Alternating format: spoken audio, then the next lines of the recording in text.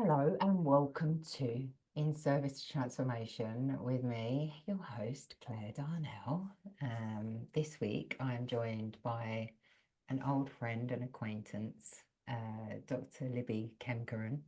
And she is somebody who, it feels almost bizarre to say this now, but I actually worked with Libby a long time ago. It feels like a lifetime ago. And we worked in the same recruitment consultancy firm. I was smashing it as an IT recruitment consultant, and she was like the head trainer and was just this incredible guru on all things sales. And I just thought, wow, she's amazing.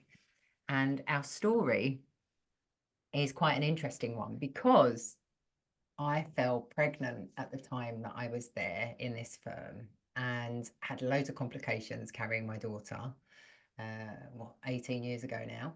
And Libby was a rock solid person in terms of supporting me through some really scary moments. And so I think we sort of developed this beautiful bond.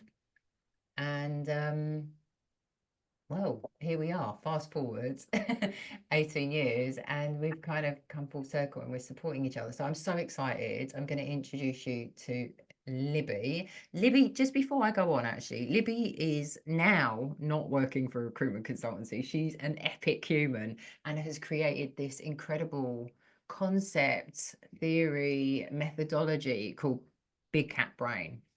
And she uses that as a peak performance specialist, as an executive coach. But it's so much more than that. And having had the pleasure of experiencing one of her workshops over an intensive weekend kind of activator, I just was wowed by how Libby has really pulled together business, but also that human and a little bit of the witchy. So yeah, she's got so much to bring. Libby, thank you for joining me.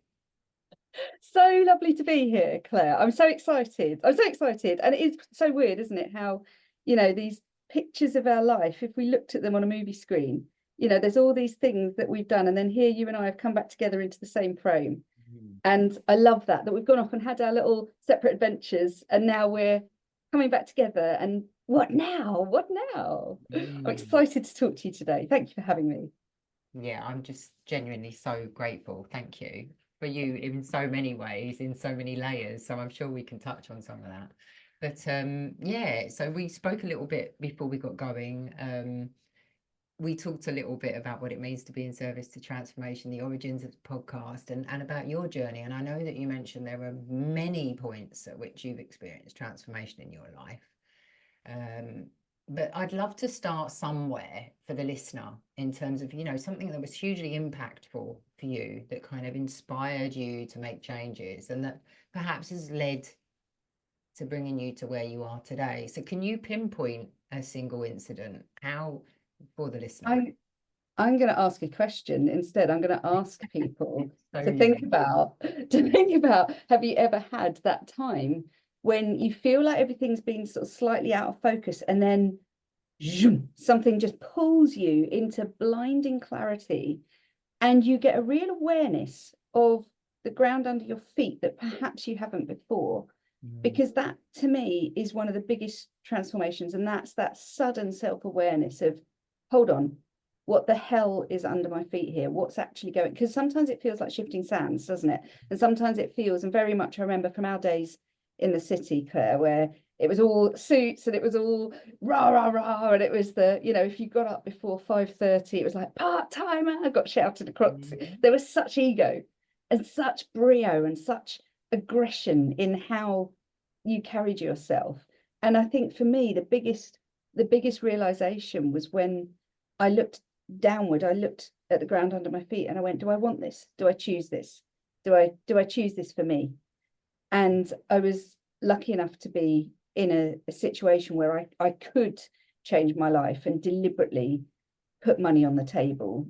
I sold one house. This was the times of the driving around in a convertible.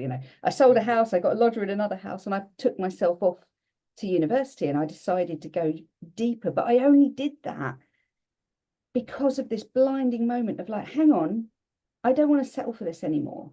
Yeah. And it sometimes takes something pretty dramatic to sort of pull your attention, because sometimes we just get worn down, don't we? We just get into that habit of, well, this is the way it is always going to be. This is the way it can always be. And this is the way it should be. And we sort of forget the bigger the potentiality piece, and we sit in the probable. We sit in that field number one, you know, in the quantum, that field of, well, this is what happened yesterday, so surely this is what's going to happen tomorrow. Yeah. So in answer to your question, my awakening, my moment was really quite powerful, because I just suddenly had this whole shift of the lens where I just went, no, I don't want this for the rest of my life. And so I moved. And the thing about change is that sometimes it takes a feeling that you're in enough pain to get out of your comfort zone. You know, you got to realize suddenly this is not so comfortable anymore. And then you change. Yeah. And of course, not everyone's gifted the massive wake-up call of something like, I was in 9/11, for example, in Hawaii with Tony Robbins, that gave me my first big dramatic moment. Not everyone's there in Hawaii, but sometimes it can be something really mundane, like you just find yet another pair of dirty pants on the floor next to the laundry basket, and you go, actually, do you know what? I'm not doing this anymore. Yeah, You totally. suddenly get to that tipping point, and you get those little shivers down your spine where you go, this is going to be different from now. So that's my starting point, is like, it doesn't always have to look dramatic, but the biggest thing that you do need to figure out is, what are you going to allow? What are you going to allow in your life? And I think for me, the biggest shift was working out, actually, how do I want to serve? How do I want to be of service? Because until then it'd be money, it'd been city, right? And we'd been, so I blame Jilly Cooper, Jackie Collins, they all told us, didn't they? Go and chase the money, be like the boys. Yeah, they did. Yeah. And we did it, right? And we did it well. Did it And, blow and for good and actually, I'm really glad you've raised that, because for me personally, that time in my life, I was really kind of the sole or main breadwinner for my household. I was pregnant, and I knew, because of my condition, placenta previa, that I had a limited amount of time to make enough money to live for like a year and a half. from after the birth. Yeah, and I smashed it. Yeah. So I was in service to money, but for a reason that was kind of beyond me and I'd always just wanted to spend money, sniff money, do whatever I wanted to do with the money, right? But this was, how do I get to be with my baby? And wow, what a motivator that was. So yeah, I totally get what you're saying about having that driver. And this is what I see a lot, Claire, is that the good girl mask comes out in looking like a good boy. We are told from very early that to be considered good, you've got to be like the boys. To be considered worthy, you've got to achieve like the boys. To be considered in any way valuable, you can't be a woman. You've got to go and I did it, right? I did the whole horn rim glasses and the hair scragged back, stomping around in a trouser suit. And it's really easy to fall into that. And actually, it's really satisfying. It's really satisfying because you've got a metric at the end of the day. You've got your numbers, you've got your convertible car, you've got your 2 houses in Blackheath, darling, in Blackheath. It was ridiculous. And so I'd worked my nuts off. But again, I thought I was doing something good. Yeah. And I'm not saying for a moment that money is bad. Anyone that knows my work knows that I talk about money all the time. I'm here to empower women to have immense amounts of wealth. But in my world, that is about what goes with the money. It's the money and it's the fulfillment. You need both. You can't just have the cash, because if you just go after the cold hard cash like you did, with that horrible pressure on you to provide, and that sacrificing of yourself, because I saw you and I saw how hard you were working with a medical condition that you should have been there with your feet up, you know, and that's the trouble, isn't it? We do this to ourselves because we think we're doing good. We think we're doing good. So yeah, so my biggest transformation was understanding that service doesn't have to look how they tell you it looks. Yeah.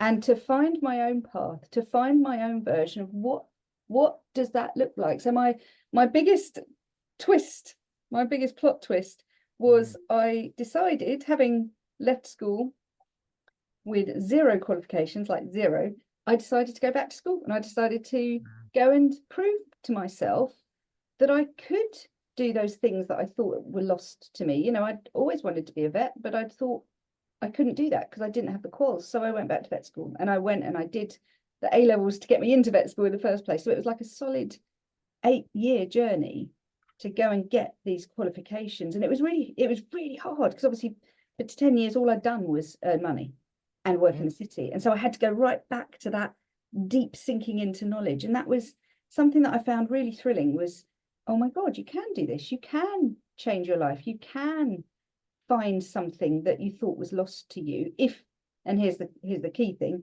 if you put your energy towards it, if you put your emotional force and apply it with intention. So that's your focus, your attention, and you act. You have to actually act. You can't just sit there and dream. You've got to go and do something. You've got to be inspired to take that action. But to get to that point where you're ready to turn that dial, you've got to be in enough discomfort, you've got to be in enough pain to want to change something in the first place, right?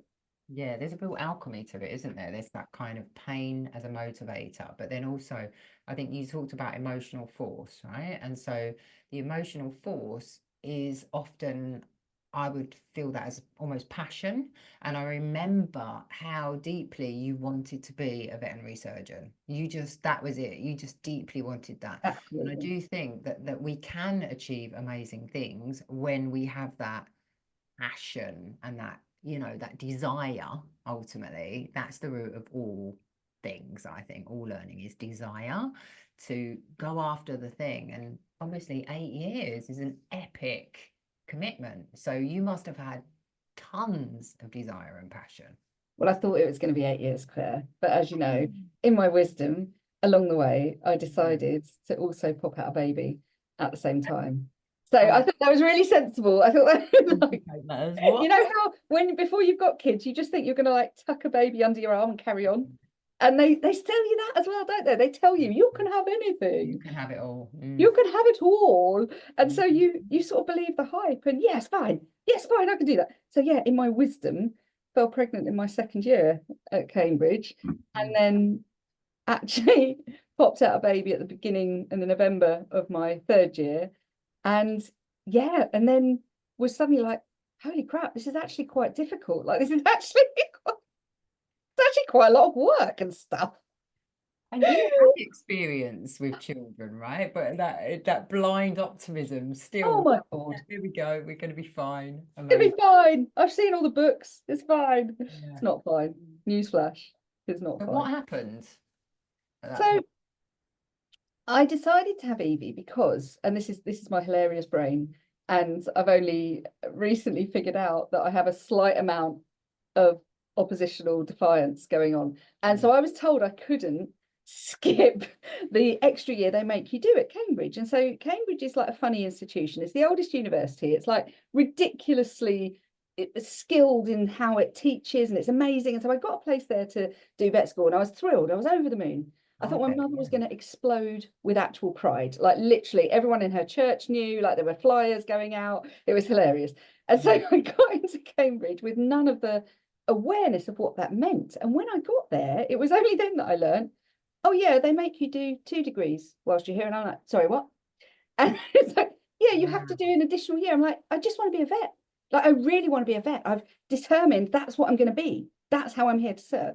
Can you just give me the vet badge? And they're like, if you want to wear the badge of a Cambridge vet, you must do what Cambridge vets. And I was like, oh dear God. So they were telling me that I had to do this made up utter bollocks extra year in third year, and it's called the tripos, and it's literally so old-fashioned. It comes from the 3-legged stool that you used to have to sit on to do your exam. So you have to sit on the tripos, and you have to study something else to prove that you're sort of well-rounded. And I was like, this is bloody insane. So I went to the head of department, then I went to the head of the vet school. No, screw that, I'm gonna have a baby. So I decided it's just gonna, because it was like, well, it's not something I care about anyway, I'll just pick this subject. So I picked behavior. I knew nothing about it, but I just thought, oh, I'd do that. And because I'm stupid, I said, well, I'll do a minor in neonatal physiology and development at the same time, because I've got a baby in my tummy, so I might as well learn about what's going on. So I'm doing behavior and neonatal physiology and development, right? Two really hardcore subjects whilst pregnant. So I'm doing this because I thought, well, it's a made up year anyway. It doesn't matter to me. The results don't matter to me. And then I suddenly realized how much I loved what I was learning. And I was learning all about the brain, and I was learning all about how the neurons form, and I was learning where behavior comes from. And I was like, holy crap, this is fascinating. And it's telling me why I procrastinate. It's telling me why I get in my own way. It's telling me how I made so much money so fast was because I had a strong enough why. The bigger the why, the smaller the how, right? And as soon as you grow your why, as soon as you engage that massive part of your brain that's just there to serve you, again, service, there is a bit of your brain that only exists to keep you alive. And then there's another bit that only exists to fulfill your wishes. How cool is that? How beautiful. I love and that. we just have to get both talking to each other. And then guess what? So that's where I got this sudden fire in my soul for understanding how the brain works with itself and then with the body. Because I don't know if you know this, Claire, and it's really fascinating, but there's this brilliant branch of your nervous system called the vagus nerve. And the vagus is the word vagus comes from the word wanderer. So it wanders around the body and it actually wraps down and wraps round your heart before it then goes back up and innervates your voice box. So the vagus is really powerful. That feeling when you sing full out, when you're doing full on drunken karaoke and you're singing full out and it's like, oh my God, I'm so connected to the universe and source and everything. Yes, because your voice box is wrapped around your heart.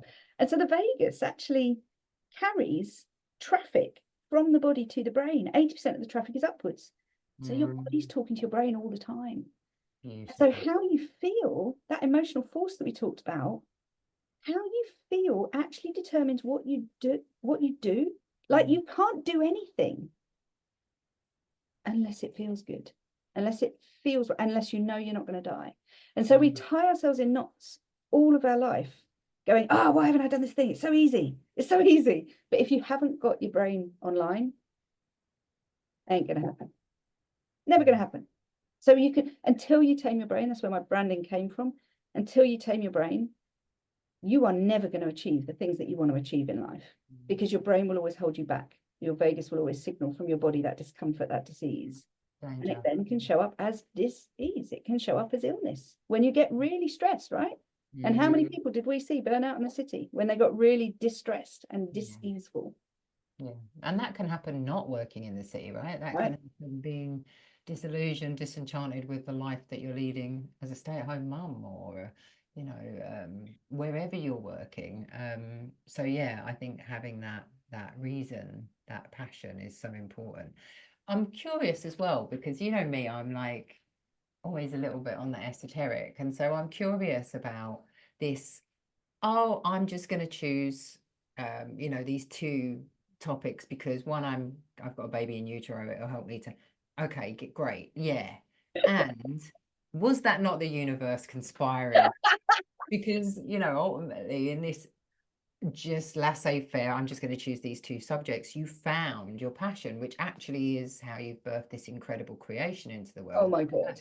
And this is one of the exercises that I give my one-to-one executive coaching clients. And actually, I'm going to urge all your listeners to go and do this because it's really powerful. When you look back and you tell your story from the knowledge that you have now, the knowledge of you today, it's so interesting when you tell your story, not from a place of victimhood, but from a place of power, from a place where you look back and you go, I was horrendously bullied at school. And because of that, I learned how to hold myself and take myself out of situations that were uncomfortable. And because of that, I went to the music room. And because of that, I learned how to play the piano by myself in a dark room. And because of that, I could then set up a play piano school that funded my studies through Cambridge University. And because of that, I was able to go and do these degrees. And because of that, I had the knowledge so that when later something dramatic happened to my vet career, I could then pull out the bag a whole new identity that I didn't even know I would need. And this origin story is so bloody powerful because whenever you're, and I don't know how many of your listeners listening to this today are thinking about maybe setting up their own business or running their own enterprise like I've done. But if you are, let me tell you, that origin story is the golden thread that means that people actually read your social media posts, is the reason people buy into you. People buy people. They buy what's happened to you in your life and why you have a voice of authority to talk about it. They don't buy a product. They don't buy a method. They don't care about the method. They care about why they should listen to you. And so if you do this origin story, it's so powerful, going all the way back to the beginning and literally going because of that and because of that and because of that. So go and try that because it's really fun. And yeah, if I hadn't done this degree, Claire, if I hadn't, and you know, bearing in mind, I gave birth to Evie November the 26th, 2005, right? So I just started. So I turned up at these lectures like a massive blimp. The lecturers literally double taked as I walked in each door. They're like, what is this? Like the practical model for this class? And they're talking to me all about like how the diaphragm develops when the baby's practicing breathing by having hiccups. And as they taught me that, Evie literally had hiccups in utero. And I was like, look at that. It was amazing. So I popped her out November, which meant I had a bloody newborn for when I did my finals in that subject in April. So I was like dealing with a teething 4-month-old whilst writing a dissertation of 10,000 words. And it was crazy. It was crazy. But it meant that I bedded that information in so deeply. And I got such a excitement about that learning that then later on, that suddenly was able to rise. Yeah. Oh, there's so much in there. I mean, I love the origin story. It's definitely something I do a lot of, but I actually think applying that real lens of that stepstone, and because of that, and because of that, and because of that, I like that. And I think what it really showed me as you were sharing some of your origin story was the move away from victimhood into resilience, understanding how bloody resilient we are, which, as you said, if you're a business owner, this is going to be a really beautiful thing, because they're going to buy your resilience, because resilience is so attractive. It's like, I think it's so inspiring to me, resilience, and I hold so much resilience. But actually, I think, do I connect enough with that? Just this morning I was reflecting actually on rejection and how resilient I've become to rejection, and how tender I still am around rejection, and having to hold those polar forces. And that's the duality, isn't it? So much duality there. And I'm going to try that exercise. Thank you so much. It's so cool, Claire. Show it to me when you've done it. Because it's really, and so, what's so powerful is that as you look at yourself through that lens of what did that emotional force gain me? So what did I gain from that? Because it's, yes, there's the horror. I will never wish being bullied at school on anybody. And I would never wish that. And yet some of my intensity, some of my power comes from that feeling. And I alchemized the word resilience into a different word that works for me more. And it's because the horror of being bullied at school is a lot of teachers will tell you it's you in very oblique ways. Just ignore them. Oh, they're just being boys. Oh, as a boy pins you in the corner and shoves his hand up your skirt, and you go to a teacher in distress and they go, he's just being a boy. No, he is not just being a boy. And that sort of complicit endorsement of that sort of behavior, or they're just being mean girls. Wait, why are we allowing that? But people do, right? And teachers' eyes can't be everywhere, but it makes you feel at the time like you're doing something wrong. And we've got this piece of our brain, we've got this subconscious coding that once we set our model of the world, which happens roughly between 7 and 9 in females, and about sort of 9 to 11 in blokes, once we set our model of the world, we then replay that story over and over again in our life. So our subconscious coding says, people are, I am, this is. And we refer back to that over and over again without realizing it, because it's subconscious. And the subconscious brain controls 95% of everything you do every day, because it's easier. It's easier to run a program than it is to make a decision. So your brain just goes, okay, we're just going to do what we did before, because we know that it's fine. And so you start running your codings until you change them, until you swap them for something more upgraded. And so the word for me that I decided to own is invincible. It's just like that, just gave me up my spine. Because I am not here to be a punch bag for anybody. I am here to rise, and I will rise no matter what. no matter what happens to me, I will rise and I will find a way. And if there isn't a way, I'll make the way. I am invincible. And that's an idea you can hear that is grounded, that is Oh, I core. love that. That is deep for me. So that's the name of my mastermind. That's where I come from, is that place of invincibility, of like, Yeah. bring it on. Yeah. Like, I'm not here to be someone you toy with. I am here to move through you or past you. And there is an aggression in that. There's a testosterone in that.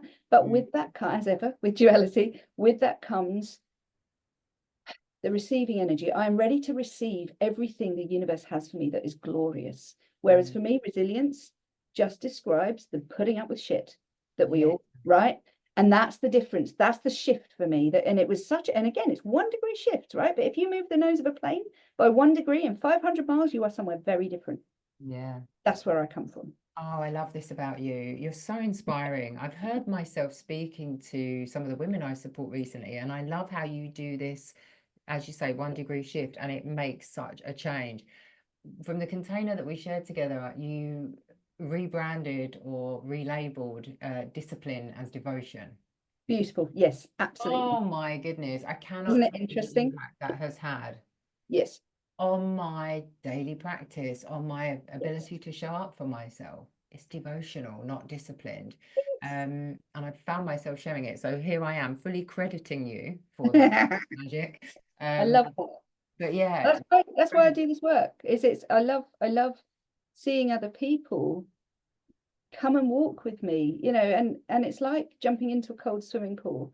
The first person in jumps and then goes, oh, bloody hell, it's cold. But then they start swimming and everyone else around the bank sort of goes, oh, okay, well, they haven't died. I can try that too. And then they jump in and then suddenly everyone's having a brilliant time. But that first, if you stand on the edge, dipping your toe in the water, it's sometimes really difficult to make yourself move because it is bloody cold. It is cold. And and running a business isn't something that's easy. If it was easy, everyone would do it. yeah. But make the move. Like, put yourself in the game, and that devotion to what you want at the end is how the journey becomes easier. And so I love that stuck for you, Claire. That's pretty. Yeah, thank you. So I know this is not the end of this story, right? There's more. There's more that has made you. More of your invincibility has come into play here, right? So well, where did we go from here, Libby? What Well, happened? I had my beautiful baby, and she was a light that came into the world. The minute she was born, I had this sudden click, click, click, pieces coming together. But like you, I got sucked into being the breadwinner. So I had this beautiful baby, and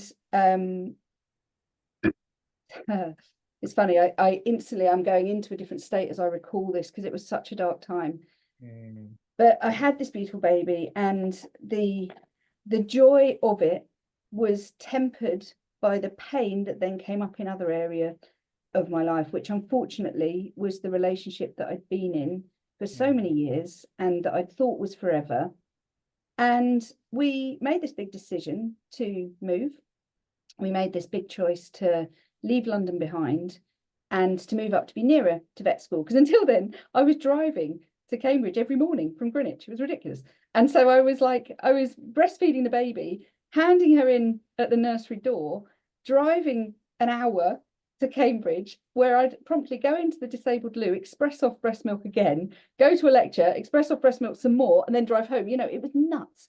And so we just okay, no more. We're going to downsize. We're going to come out of London.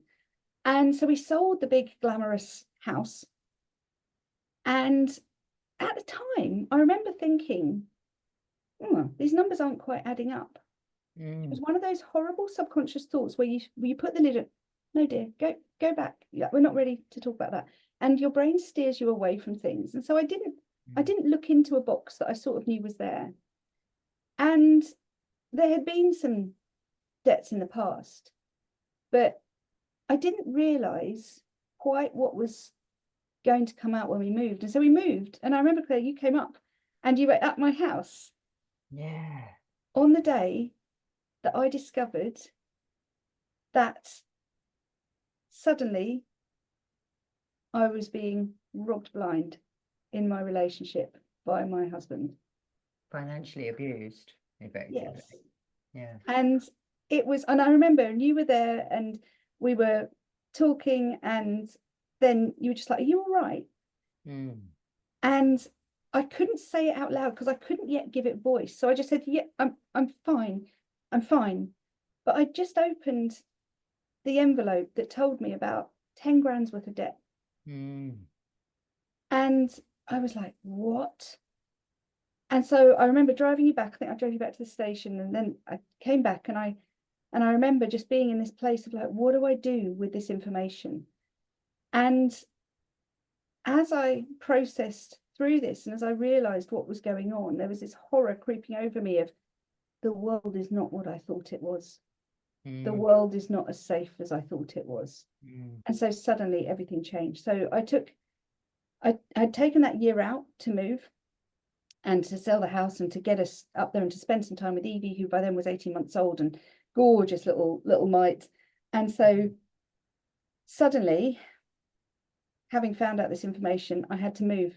And so I picked up the phone, called the Braxis, and I was like, hi, can I come in? Can I come in and work and do 2 days a week? And they were like, yeah, of course, we'd love to have you. And so I was back putting a suit on, going into the city, which meant I didn't see my baby, because I would go to vet school during the day, and then I would bunk off 2 days a week, put on a suit and go into the city. But then, of course, I'd miss 2 days of lectures, and they're 9 to 5. So in the evening, I'd get home at like 8 p.m, 9 p.m, and I'd have to immediately open the books and try and catch up. And so it got to the stage, and this still breaks my heart. Yeah. Got to the stage where my husband would drive me to the train station. And as I got out the car, she'd turn her face away and she wouldn't look at me because she thought I was abandoning her. Yeah. And that still hurts me so much in my soul, because, you know, I was doing it for her. I was doing it because I thought I could protect the family. And I thought my job was just work harder, because that was the coding that I was running. That's what we're just work harder. Conditioning. Oh, babe, I just feel you so deeply in my heart. I really thank you. So I did that for the next 2 years of vet school, and then surprise, I had a complete meltdown, because suddenly I was like, I can't keep doing this. And so I needed another year out to mend myself. And so I took a year out, and then, as fate sometimes does, I was thrown into managing his elderly parents as well, as they both declined. So suddenly it was like the time that I needed for me wasn't there. But I did get to reconnect with my baby. By then she was 4. I had some lovely time with her. And then at the day she started school, I started my final year of vet school. So suddenly it was like, right, we're both on the same path. We're both going through this. But that gave me the time to reconnect with her, which was so important. And then I qualified as a vet, which was amazing, and went off out into practice. And I was practicing for a really lovely 5 years, really enjoyed it, had another baby. And then one night I was sat in my car on the way back home at a red light, and I still remember the song I was listening to, and I was looking out the window, and then got hit up the rear end by a car that didn't know the red lights were there. There were temporary lights on the top of a hill, and it was really foggy.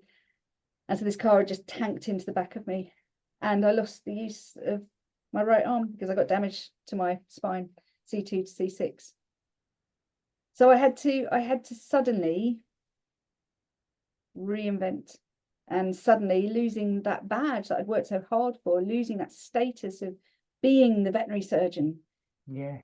You know, suddenly I'm in a very different place, and suddenly I'm having to focus on, right, what does really matter to me? What do I care about? And so the world shifted, and like you say, the universe takes a hand, right? And I was working as a vet as a locum, because I quit my permanent job, but I was working as a vet as a locum and trying to just earn enough money, but sort of one operation of 3 hours long would leave me on my back for the rest of the day. So it wasn't sustainable. But as I was there, this senior vet sort of said to me, so you used to be in business? I was like, yeah. So you know about business? I'm like, well, yeah. And he's like, well, will you help me? I'm opening a new vet's practice. And I'm like, well, sure, that's easy. That's easy. And I remember the words I said was, well, that's easy. Of course I can do that. Because it was so easy to me. I didn't think it was a skill. I didn't, and this often happens when you've got a superpower.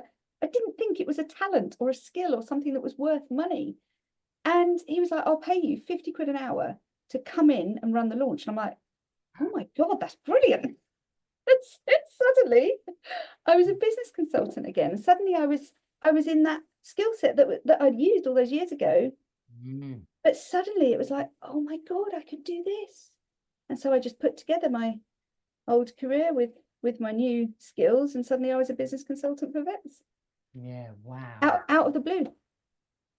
Wow. And I mean, you've just kind of said, oh yeah, and I just happened to like damage my spine. And I mean, that in itself, that's a whole podcast, right? Overcoming that and the rehabilitation from that. But I just want to say, wow, the things that have really touched me here is you connecting with what it was to be separated from your daughter at such a formative time. And I can imagine, because you understood about child development, brain development, Oh my it must God. have been so heartbreaking for you, because I think when we don't have that awareness, when I look back now at my daughter and how I parented her, there are moments where I just think, wow, I just had no clue what I was actually potentially doing. None And of us do. her None of us do. ability to develop as a human. um, yeah. And the thing is, Claire, is that usually it works out. Usually it's all right. But there are some things that are so developmental, that are so big. But none of us know. We're not given a rule book. It's not like getting a new dishwasher where there's a manual. Yes. And so we figure it out as we go along. And you do start by thinking you tuck baby underarm and carry on, right? But motherhood has been, it's the biggest lesson, isn't it? Because you learn something about them, you learn how to do it, and then they bloody change. And then suddenly you've got to change what you're It's a doing constant change, right? all the time, right? All Yeah. the time. And so suddenly you're in the zone of like, okay, I've got this. Wait, I haven't got this at all. They changed what they eat. They're now sleeping different times. And oh my God, some teeth are coming through. One of our greatest teachers, and I think definitely the invincibility comes into play, right? When parenting, that pure, yep, I still unconditionally love you, and we can get through this. And yeah, this is really hard, but I still love you, and we're going to get through this. Yeah, Yes. incredible. And the knowing that the biggest thing that we do is just keep them alive so they can live their own story, not thinking we've got to be perfect. And that compassion, that grace, that understanding that our job is to keep them alive and do our very best to show them how to make themselves happy is our role on this earth, and not to be some iconic, I hope my girls don't see me as iconic. I hope they see me as fallible with feet of clay so that they can go and do it better for themselves. We repeat or reject exactly what we've been taught. And there are lots of things that my parents did that I wouldn't wish on anybody. And there are lots of things they did that I try desperately to emulate and hope I'm good enough. And I think coming into this game with that humility for your babies also helps you give yourself that humility, right? Helps you give yourself that grace of, I'm doing the best I can with what I've got today. And that's the other piece of invincibility, is the humility that comes with knowing that you might get it wrong and still you rise. Yes. Right. Yeah, 100%. And absolutely reparenting ourselves as part of the process of parenting this individual who is dependent on us, but having to become an observer to our own inner child experience alongside theirs, and make sure that it's actually the adult who's turning up here in this interaction, not the child. Fascinating, really, when you have that awareness, coming into the ability to navigate with all these pieces of ourselves, right? All these parts of ourselves. Yeah, so inspiring. Thank you. I'm curious to, I mean, I'm just loving how this is cascading out, and I'm really, really appreciating how you are building in all of this incredible knowledge that you have for the listener as to how the mind and the body operates and the nervous system. Along the way, what have you been doing to support yourself? Because you're moving through so much and you've got this quest for knowledge and you're growing and you're supporting your family. Who was taking care of Libby and how were they doing it? My focus is always outwards. And the trouble with that is that sometimes you deplete yourself, right? I've had to learn along the way. I cannot be invincible if my vessel fails. And there are so many learnings I've had to go into. One of the biggest, Claire, I've got to be honest, one of the biggest was understanding that not everything is solved by the logical brain. Not everything is left logical brain. So much of this is the right emotional brain. There is no point.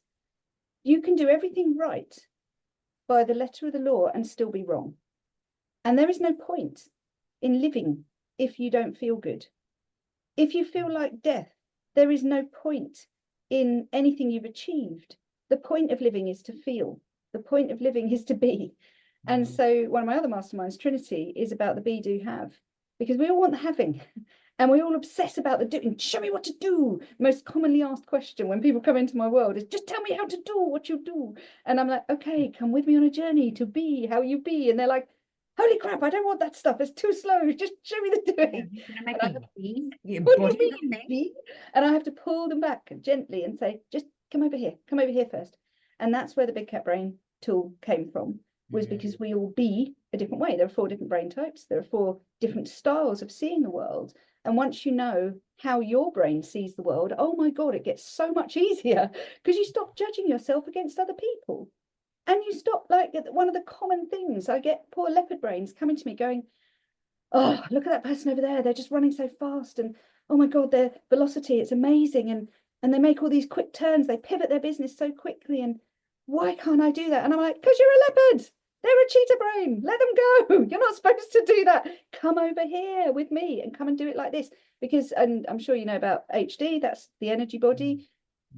The Big Cat Brain is about the mind. It's about how the mind works. And the mind works differently depending on what style of mind you're born with. You need a different business shape. You need a different business model. And so the focus of what business model you need is one of the first places we start when I start coaching somebody is, all right, so hold on, what do you need to do for you to replenish? Because it's different. So I'm a cheetah brain, as you probably can tell. The speed that I move at, the distance that I cover, when I move suddenly fast, it's like go, go, go. And then it's flat out asleep in the sun. You know, it's 70 miles an hour or stop. Cheetah brains are relentless or they're nothing.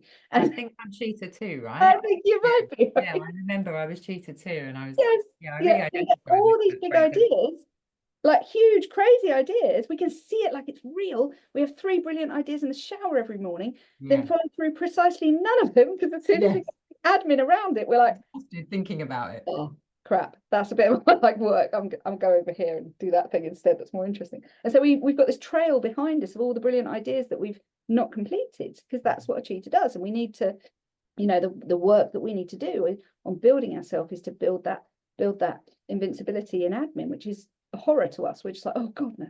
So you know, there's different styles, but the other bit that I run on is the lion brain, which is the connectivity. So in answer to your question of what do I do, how do I manage this state, the feeding of the soul has to be done for me with people. I have to connect with people, and luckily I do that for my day job. So whilst I'm doing my coaching, I'm also feeding that really deep part of me that needs human, that really needs a human, right? And the phrase I use very often is be more cat.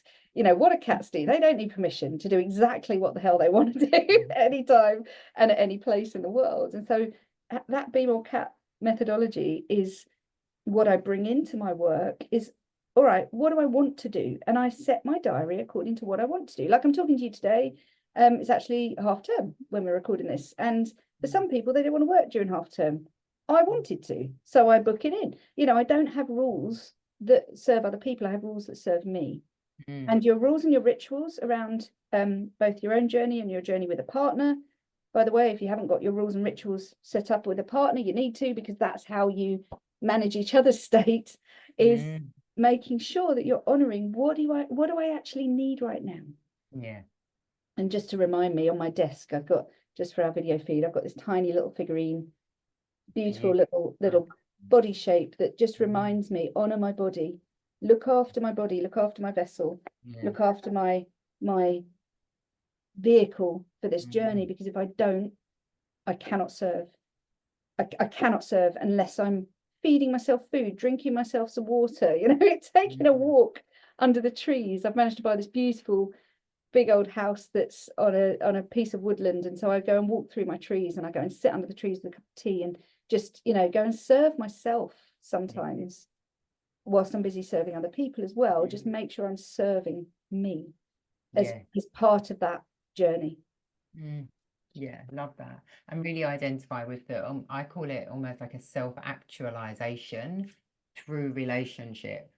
I learn so much about myself in relationship with others. So yeah, there's nothing better than that mirror to reflect these pieces of ourselves back, and we kind of see ourselves in a whole new light. So yeah, it's never the motivator is not, oh, what can I get out of this relationship for myself? But that is the reciprocity of relationship is so stunning for that. I'm really curious because I know you are fanatical and, you know, really interested in wearing all forms of animal print. Yes. Yeah, this is like a signature of yours. It is a neutral, right? We both are completely agreeing in that. Yes. So, but you have like an abundance of leopard print, you know, tiger print, all of the things. Why big cat? I know you love cats, kittens, the veterinary piece. What inspired you to come up with big cat brain? Because I looked at the profiling tools that were out there, and we did loads in the city, didn't we? It was always like Myers-Briggs or, you know, it's just so dull and so dry. And the trouble was the names didn't inspire me as a female. And so names like a lord, an analyst, you know, INFP, those don't give me a vibe. The word cheetah, the word lion, there's no such thing as a bad big cat. And so, yeah, you're right. All my clothing has got You've even stuck a bit in there. It's on the inside of this one. Look, a little bit hidden on this blazer. But yeah, I've got that branding because also I'm a branding genius around building a business. You know, so much of a business sits on a brand. And so you could see a post of mine on social, you can see a glimpse of leopard print, and you'll know it's me, or you see this color blue. So those are really important pieces for anyone building a brand. You know, you need a visual recognition. And that representation online these days is so important at standing out from the plethora of beige Barbies that have been cookie cutted out when they realize they can make a quick buck in coaching. Right. And we've got to be really careful to make sure we deliver from a place of service, that we do deliver what we want to do. And so branding is a part of staking your claim on, right, I'm here to do this. Like, people who work with me know that my integrity is the biggest part of what I do. They know that I don't say something if it's not true. They know that I don't do the quick price raises in 6 hours and then go, oh, my technical team have made an error. The price is still going to be the same for another 6 hours. I don't do that shit. I'm not interested. No. And so, but there are so many people out there who do, right? So a brand carries your morals and your code. And for me, the lovely thing about cats is they are relentless.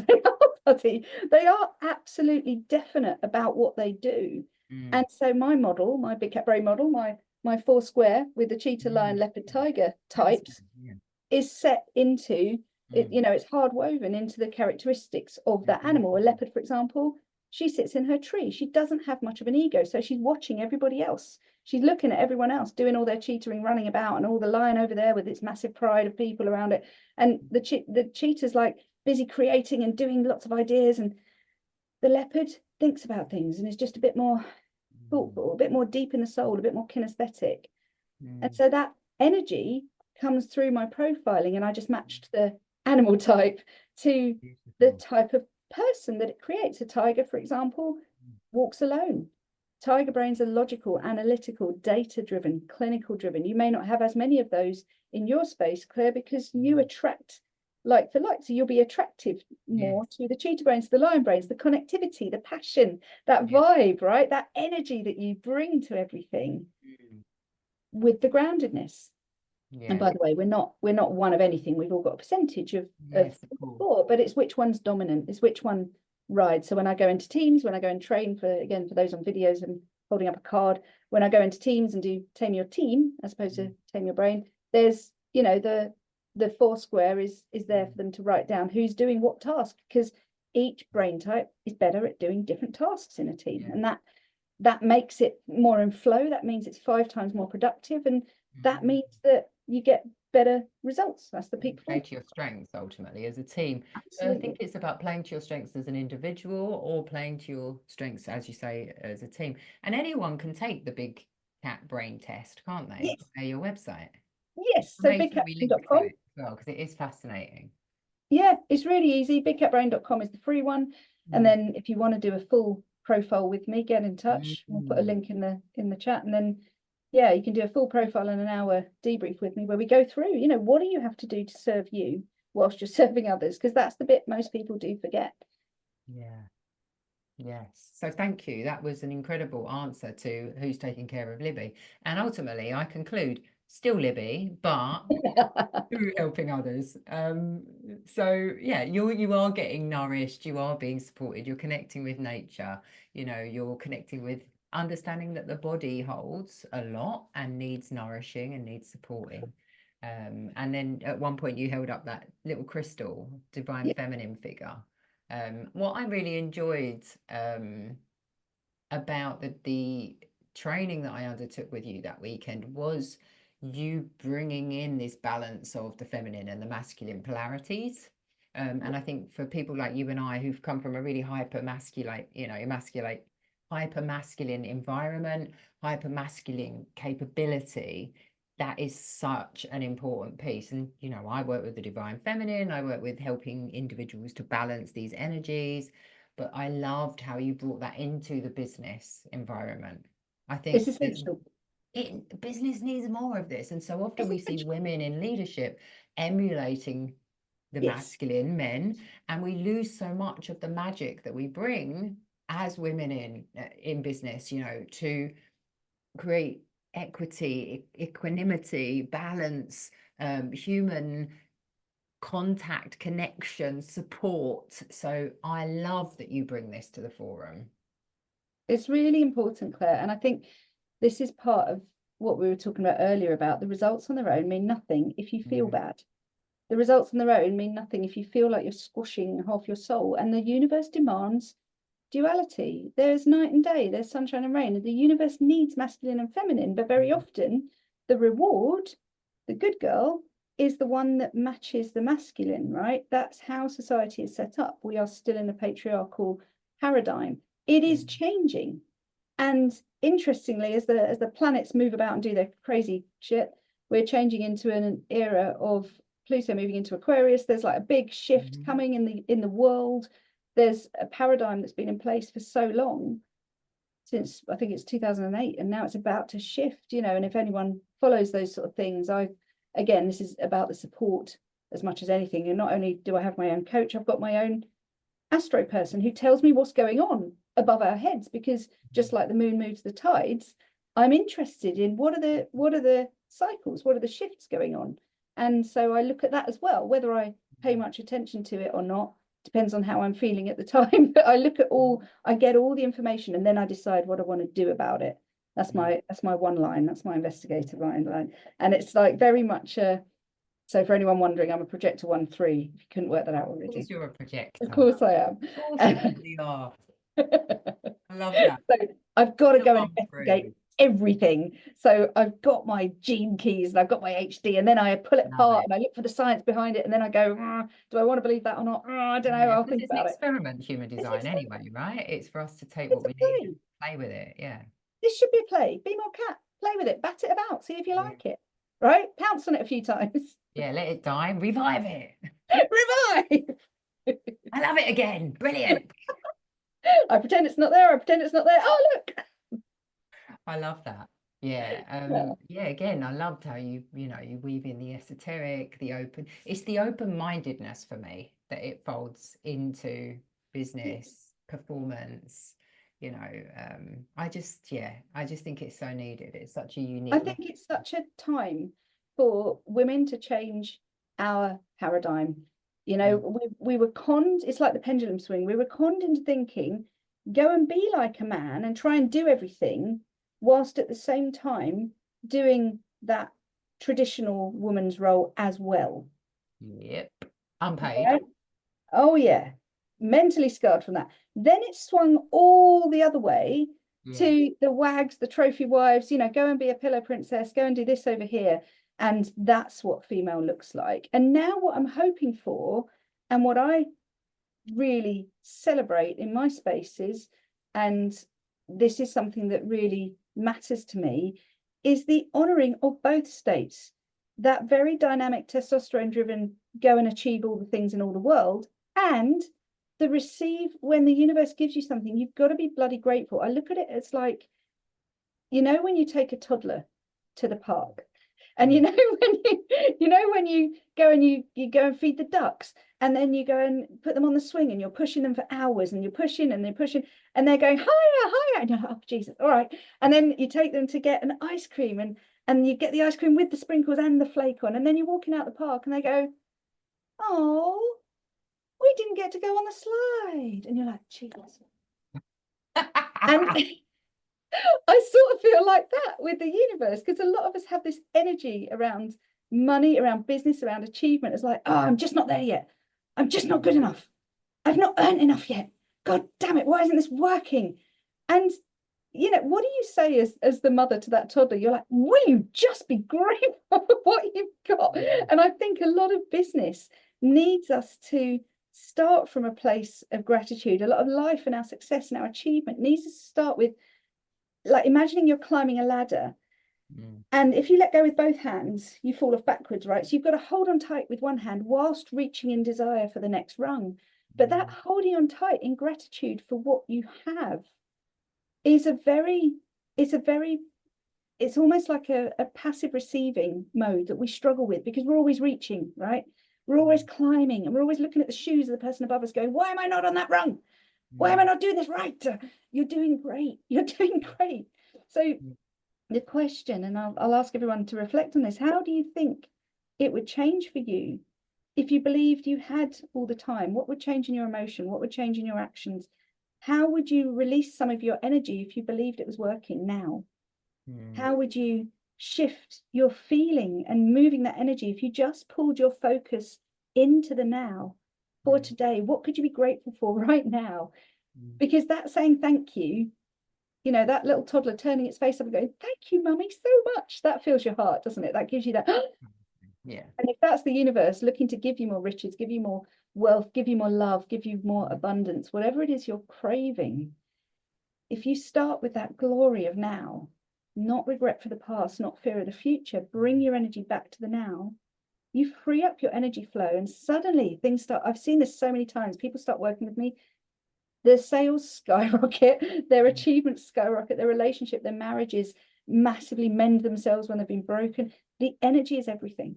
The energy is everything. Yeah, beautiful. Gratitude practice, so powerful. I mean, recently it's quite interesting because I dipped out for quite a long time, then I dipped back in, and my gratitude practice actually also changes. So it used to be documented, texted to an accountability group, and now actually it's come more into sitting with self and just tapping into what am I grateful for today, and just being mindful with that and setting an intention for the day. And it changes everything, doesn't it? Like you say, creativity flows for a start, you know, and it's, some of us call it prayer. It can be called prayer, it can be called meditation, Some of us it can call be it called medicine, yoga, magic, whatever. It doesn't matter as long as we're connecting with that piece of ourselves and having that intention to tap into what we're grateful for, what's good in our life. I don't like the word good though, but what's present and what are we appreciating, I suppose.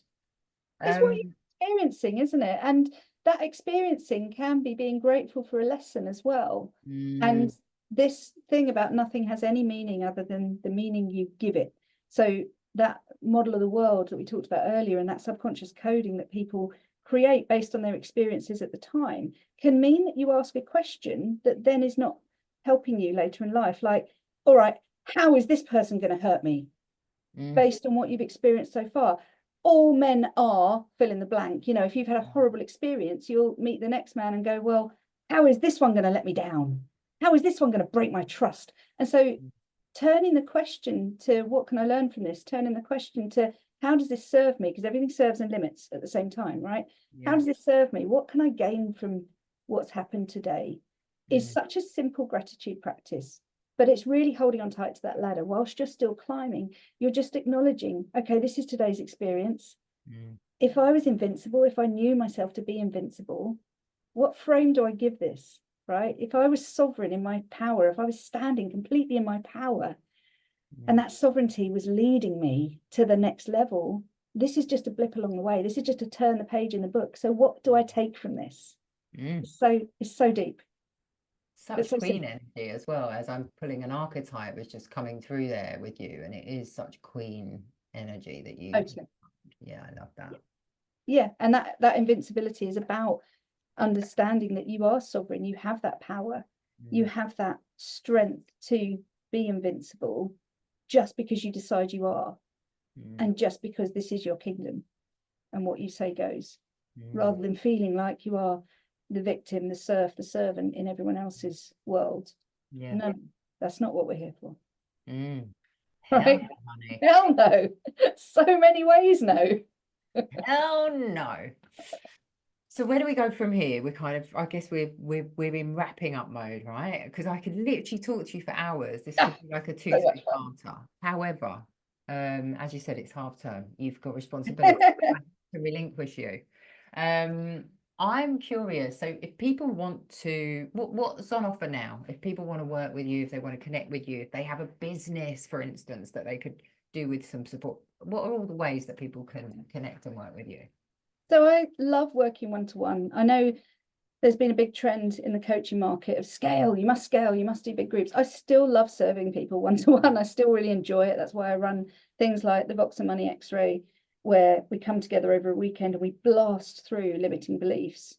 But there's only 10 places on that, you know, and things like my masterminds, there's only 10 places in those. And most of the time I do one-to-one work. It's high ticket, it's not cheap, but I'm bloody good, is the way that I phrase it. And my focus is always on getting you out of your own way, helping you unleash your brilliance in the world, but also running with that. If I can do it, you can do it, you know, and that idea of just lifting people through where they are. I do run some group courses. I've got one coming up, which is going to be amazing. We've got Money, Sex, Power coming up, which is the 3 big subconscious codings that we need. All right, how cool is that? Money, sex, power controls everything. Your feelings about money, your feelings about sex, your feelings about power, and how you use it in the world. So yeah, got 3 big old subconscious codings coming up for that, which people can come into. I'll do a nice little token code for you guys here. And there's always my programs throughout the year that are usually focused around a specific topic. So I've got Voice, which is about speaking from your true voice and being a speaker on stages like I am. Flow, where you can come and learn the Big Cat Brain and peak performance levels that are available to each flow state. And Money Magnet, my classic, just about attracting wealth and getting yourself free from these good girl codings that we all carry around like ridiculous suitcases that we need to put down and go, yeah, actually, I am bloody worthy of this. Actually, I do deserve this. And actually, I am allowed. Yeah. And just for the listener, so I went into Voxer X-ray with quite unwittingly, actually, didn't really know what I was letting myself in for. Turned out to be a really intensive weekend, but so enlightening. And I don't think it wasn't money focused, was it? It was kind of generic, but what really transpired for me was this huge money block, this huge money story that I have. And we had this, reflecting on it now, almost comedic moment where I was just like, money's evil, sick, disgusting, ugh, gross, I don't want it. And then, you know, Libby obviously jumped all over that and helped me to unpack that. And I think it is still a work in progress. Like whenever I'm applying a price point to a client session, a workshop, I'm hearing your words in my ears ringing, and I'm thinking, but what's my why for why I'm charging this? Where's it coming from? You know? I love that. So yeah, absolutely, so powerful. You know, if people want to access some, I think a more accessible point would be via the Voxer. Oh my God, yeah, that's my fairy godmother offer, where I hope you get so much value that you want to stay in my world forever. The other way you can work with me to just test the water, is at the Academy, which I think you've been in as well, Claire, haven't you? Yes. Which is where we do subconscious coding every month, and we do a hot seat coaching every month. So there's like really accessible points on that. I'm doing a big launch for that for Black Friday this year. So yeah, there's lots of ways you can engage with me, because I do believe the horror of how many people have been conned in this industry is something that I really rail against. And so I do believe in giving people so much value in the entry offers that you do see it for yourself and know that it's right to invest before you then drop in as a one-to-one client, or come and I do a business MRI day where we explode everything in an intensive one-to-one. I just flew out to Amsterdam to train a client in that last weekend. It was so cool. I went from Amsterdam to then Phoenix, Arizona to another client. It was hilarious. I did that one on Zoom though. Did not fly for that one. Yeah. Wow, I just love it. I just love watching your adventures and seeing you keep soaring higher and higher, and also just the fact that you bring all of you, you know, your humility, your humanity, and yeah, all parts of your story are welcome, and I think that's beautiful. This has been so nourishing. Thank you. I always ask the speaker to wrap up in a way. We have different types of listeners here. Some are individuals who are embarking upon a healing journey. And then we have some individuals who are running businesses, facilitating. And I always like to ask the speaker for a nugget, a pearl of wisdom, a takeaway for each of those listeners. Is there anything that's coming up for you that you'd like to? Oh God, yes. The Tame Your Brain wording is not just a wording, it's a way of life. And the TAME spells out the 4 steps you need to do to change anything. So I'm going to urge you, if you do anything, write this down, because this is based on my years in the city, doing change management for big organizations like Abraxas PLC, a 15 million a year company, down to solopreneurs working out of their bedroom on a laptop. So this works, this stuff works. So you start with your terrain. The T stands for terrain. Get blinding clarity on where are my feet planted? What is the ground under my feet? Not what you think it is, but what it actually is. Not worse than it is or better than it is, but what it actually is. What's the reality? Get that mapped out first so that you understand your skills, your superpowers, what you've got at your disposal. We very often don't see our superpowers because they're so easy. They're easy. And start there, get that logged. Then move to aim. Where do you want to go? Where are you flying? Where's the nose of your plane needing to point? What's the 1 degree shift you need to make so that you do end up in Bali, not Bognor Regis, right? Been to both. I know which I prefer. But where do I want to go? Where am I pointing? And get your aim set really clearly as well, with clarity, blinding clarity on what does that look like? And I don't mean just the facts and figures, but what will you feel? What does it feel like when you get there? How will you know when you've got there? And then once you've done those 2 steps, and this helps for anyone with money blocks as well, what do you think you're going to get by getting there? Because very often, if what you think you're going to get by getting there is the reason you want the thing, you might need to look at the thing. So if you think you're going to get a sense of freedom when you get money, you need to work out, how do I feel that sense of freedom now with the money I've got now? Because if I'm pinning it all on that, what is it that I'm actually asking for here? Am I going to be constrained until I get there? And will I just move the goalpost to something further if I can't enjoy that sense of freedom now? So the terrain and the aim are really important. Then we get to the M, which is the move. You've got to take action. You can't just think about this stuff. So many dreamers come to me and they go, well, I haven't got what I want yet. And I'm like, well, what have you done? Well, I haven't yet. And it's like, you've got to move. You've got to move your feet. You've got to start something. It's no longer the case that knowledge is power. You can buy yet another course, but information is not transformation. Information alone doesn't cut it. You need to move. You've got to take the steps, and that means being brave. And that means getting out of your comfort zone, which is not that comfortable anyway. But dear God, it's even more uncomfortable to move, right? So you've got to accept discomfort as part of your lot as you're moving. And that's something that a lot of entrepreneurs don't understand.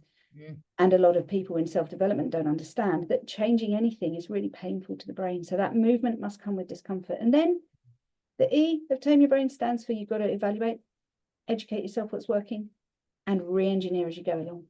So you've got to constantly, and that's why I would say to anyone, and I know I'd say this because I'm a coach, but please get a coach. Always have a coach. I've got a coach. always have a coach that holds you to account and that checks with you, right, what's working, what isn't, what do you need to shift? And that is how you get to peak performance levels, is by following the Tame Your Brain steps. But remember, you don't have to change everything all at once. You literally need a shift of 15% to go from frozen to flow. So that's like 1 in 6 things. So you can keep all the other 5 exactly the same, but just change one, but change it. Do something, do anything, just don't do nothing. Oh, boom. Mic drop. And that's for, you know, that's just universal, right? No matter who you are, whatever you're doing, that TAME is so powerful. Thank you so much. Do you feel complete, Libby? So complete. I love that.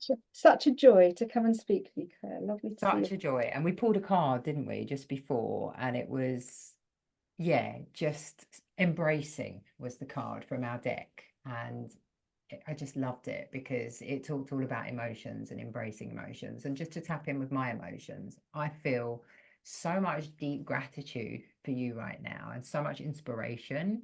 And these are the things that, you know, really I want the listener to take away, is to feel inspired, to feel activated. And every interaction I have with you has that exact impact on me. So I just trust that the listeners will take exactly the same. Yeah. Thank you so, so much. Such a pleasure. Thank you.